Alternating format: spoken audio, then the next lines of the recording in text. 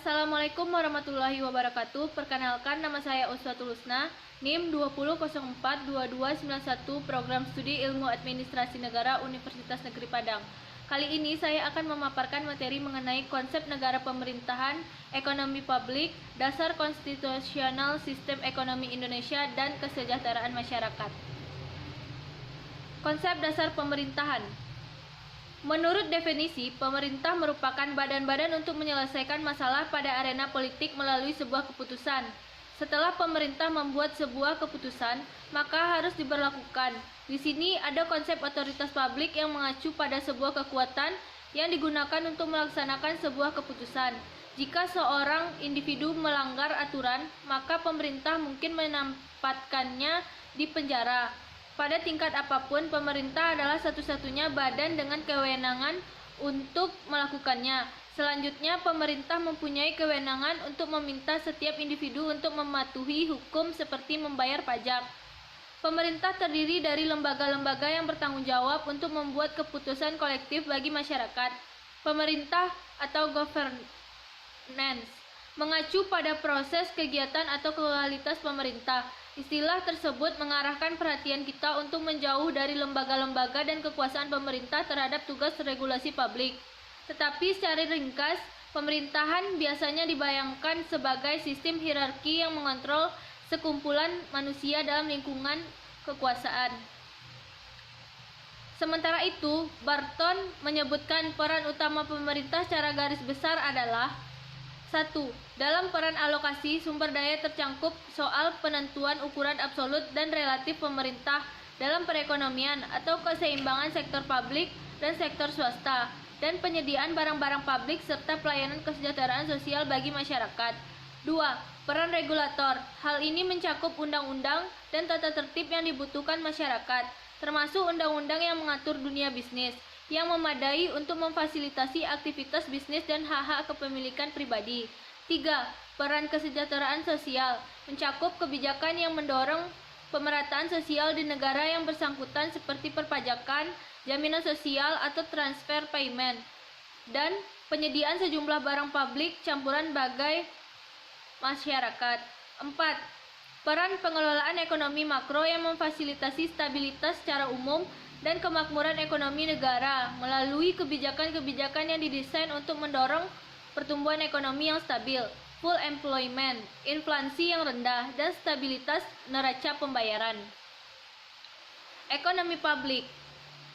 Ekonomi publik dahulu disebut dengan ilmu keuangan negara, merupakan suatu cabang ilmu ekonomi yang menganalisis peranan pemerintah dalam perekonomian dan dampak kebijakan pemerintah dalam bidang fiskal terhadap perekonomian.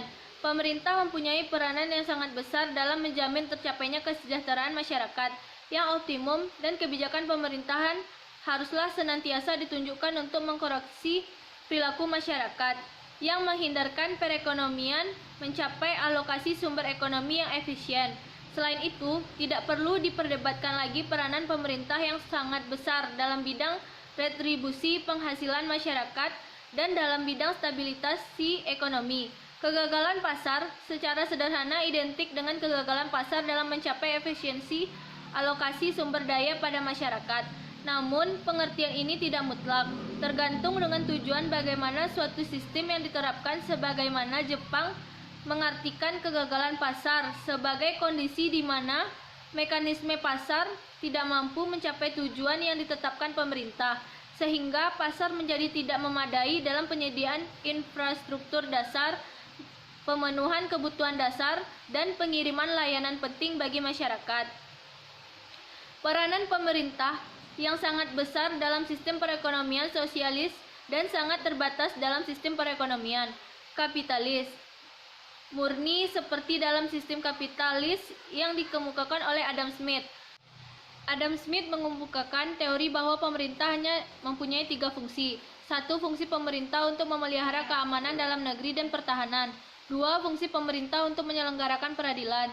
3. Fungsi pemerintah untuk menyediakan barang-barang yang tidak disediakan oleh pihak swasta, seperti halnya dengan jalan dan sebagainya. Dapat dipahami bahwa dengan kemajuan dan perkembangan di setiap negara, tidak ada satupun negara kapitalis di dunia ini yang melaksanakan sistem kapitalis murni. Dalam dunia modern, pemerintah diharapkan peranannya semakin besar mengatur jalannya perekonomian. Dasar konstitusional sistem ekonomi Indonesia. Sistem ekonomi negeri kita tentu tidak berlandaskan pada ekonomi kapitalistik atau berdasarkan sistem keagamaan tertentu. Landasan ideal dan konstitusional sistem ekonomi kerakyatan kita berdasarkan pada Pancasila. Sistem ekonomi kerakyatan merupakan sistem ekonomi yang mengacu pada amanat konstitusional nasional, sehingga landasan ideal dan konstitusional adalah produk hukum yang mengatur terkait dengan perkehidupan ekonomi nasional. Landasan ideal sistem ekonomi kerakyatan adalah nilai-nilai Pancasila sebagai sistem nilai bangsa Indonesia untuk mewujudkan kelima sila ke dalam setiap kegiatan ekonomi. Roda ekonomi tidak hanya digerakkan oleh rangsangan ekonomi dan sosial, tetapi juga oleh etika dan moral yang berlandaskan pada ketuhanan yang Maha Esa. Penghisapan ekonomi tidak dibenarkan karena bertentangan dengan kemanusiaan yang adil dan beradab, sehingga kegiatan ekonomi harus diarahkan untuk mencapai pemerataan nasional. Nasionalisme ekonomi yang dikembangkan berlandaskan pada persatuan Indonesia. Demokrasi ekonomi sebagai perwujudan dari kerakyatan yang dipimpin oleh hikmat kebijaksanaan dalam permusyawaratan atau perwakilan. Tujuan pembangunan ekonomi adalah peningkatan kesejahteraan dan kemakmuran rakyat secara berkeadilan sebagai perwujudan dari keadilan sosial bagi seluruh rakyat Indonesia.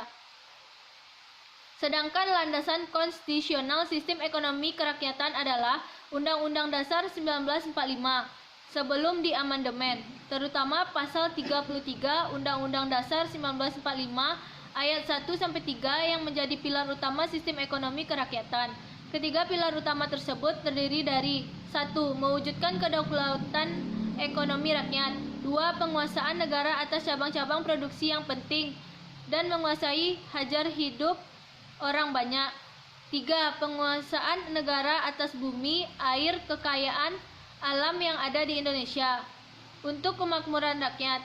Pasal 33 ayat 1-3 Undang-Undang 1945 juga diperkuat amanat konstitusi yang termuat dalam pasal 27, yaitu tentang hak rakyat atas pekerjaan dan penghidupan yang layak. Pasal 28 hak untuk berserikat ekonomi. Pasal 31 hak atas pendidikan. Dan pasal 34 hak atas jaminan sosial Undang-Undang Dasar 1945. Berdasarkan amanat konstitusi dari pasal-pasal Undang-Undang 1945 tersebut, substansi sistem ekonomi kerakyatan mencakup partisipasi seluruh anggota masyarakat dalam proses pembentukan produksi nasional, efisiensi ekonomi berdasarkan atas keadilan partisipasi dan keberlanjutan, mekanisme alokasi melalui perencanaan pemerintah, mekanisme pasar dan kerjasama atau kooperasi, pemerataan penguasaan faktor produksi, kooperasi sebagai soko guru perekonomian. Kesejahteraan sosial.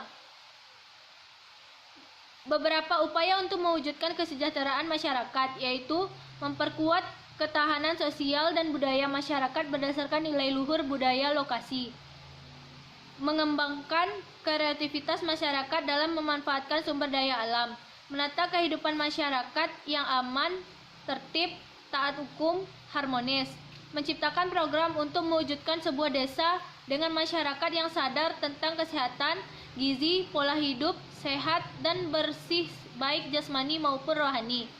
Contoh meningkatkan kesejahteraan masyarakat melalui program pembangunan ekonomi hijau. Sekda Provinsi Kalbar, A.L.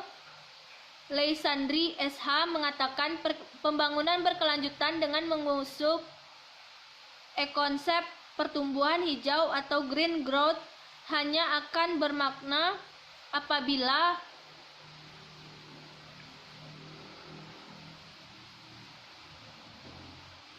pemanfaatan sumber daya berkontribusi kepada peningkatan kesejahteraan masyarakat, terutama masyarakat setempat dan lingkungan, karena program pertumbuhan ekonomi hijau harus dijabarkan dan dilaksanakan dalam berbagai bentuk yang dikembangkan. Kegiatan pembangunan yang langsung menyentuh ke masyarakat secara menyeluruh dan adil, karena pembangunan hijau hanya akan berarti jika mampu meningkatkan kemandirian daerah khususnya desa. Upaya-upaya dalam pembangunan berkelanjutan melalui bentuk program pembangunan ekonomi hijau yang rendah emisi dapat diikuti dengan peningkatan kesejahteraan masyarakat. Harap Sekda Kalbar. Dirinya juga mengatakan mewujudkan pembangunan berkelanjutan membutuhkan kerjasama semua pihak dengan memaksimalkan upaya-upaya melalui berbagai program sehingga dapat menyeimbangkan aspek ekonomi, sosial, dan lingkungan melalui semangat gotong royong seluruh pemangku, baik di kabupaten tersebut maupun antar kabupaten anggota lingkar temu Kabupaten Lestari. Sumber bacaan. Terima kasih atas perhatiannya. Apabila ada kata yang salah, mohon maaf. Wabillahi taufiq wal hidayah. Assalamualaikum warahmatullahi wabarakatuh.